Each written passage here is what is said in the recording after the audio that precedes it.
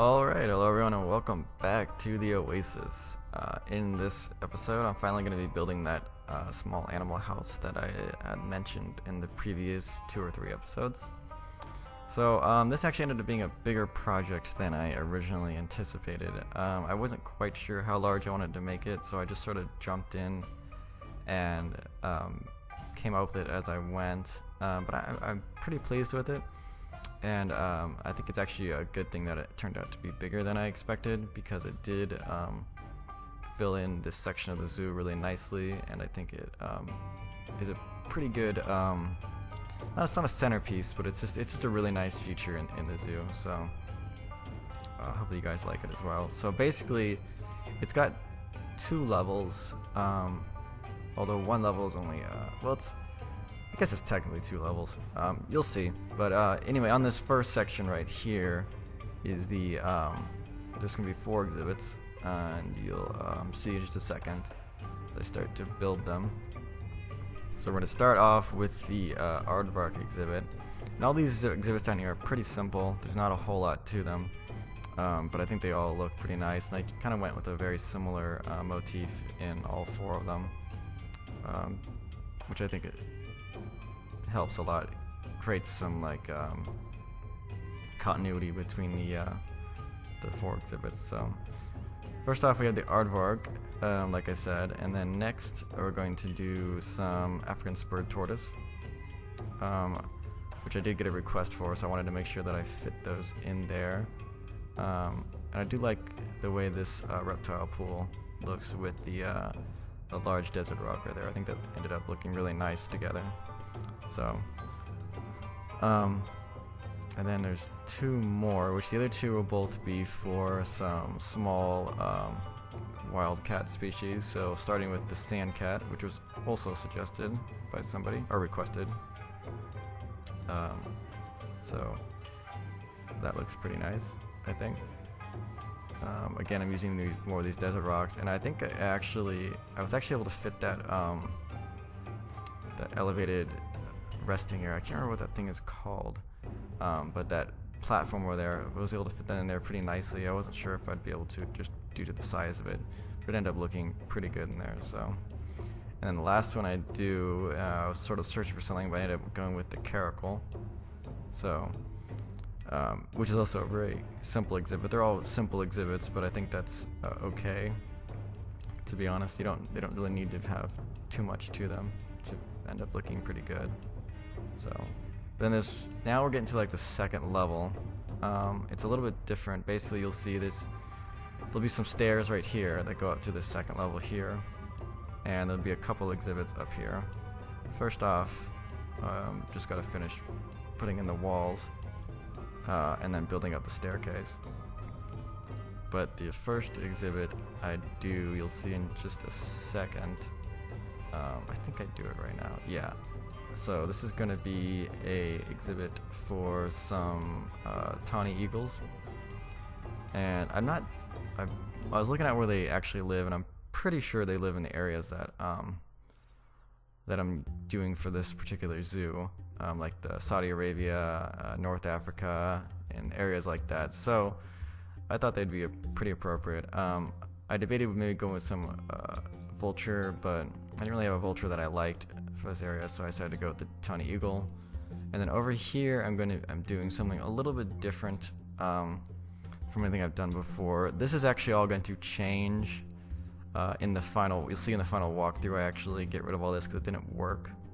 I changed it to be a little bit different, but this is sort of like a large terrarium for some great jerboa. But the way the fences work, really it's only the bottom of the fence that actually serves as a barrier.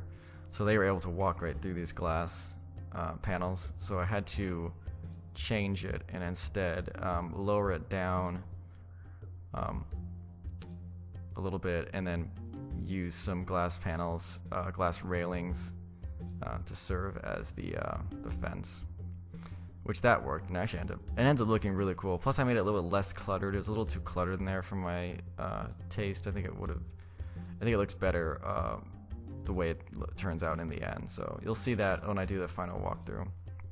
get a look at what that all looks like. So it definitely is an improvement in my opinion. So then over here we're just putting on the roof. This ended up being a massive pain because I think this zoo crashed like,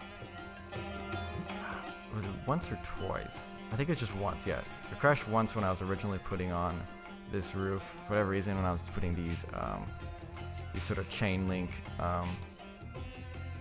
elevated paths down, the game crashed. So that fortunately didn't erase too much of my progress, but it did erase a little bit, so I had to go back and build stuff. So this whole build I think took me like, it was over 2 hours. It was a lot of time went into this, so but it was worth it. I'm like I said, I'm pretty proud of it, and I think it turned out really well. So I think it's probably one of the best that I've done so far in this zoo. I did cut out a lot of the me placing down the roof just because it's really not interesting to see. And I just put more of these date palms all around the exhibit. Just sort of, they kind of serve as like a natural barrier and just add some greenery to the exhibit. And then now I'm just placing in the like, what do you call them, donation boxes, some garbage cans, and I also put some benches in there as well. So there's a couple things I kind of forgot about actually. I meant to put some doors over the gates for the zookeepers. And I think there's a couple of details I wanted to do as well, but it ended up not really working.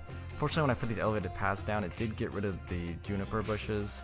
I'm not totally sure why, but I'm actually kind of okay with the way these exhibits look even without them. I might go back and re-add some of them at some point. I didn't even really notice that right away, but I think it's fine. It's not a huge deal.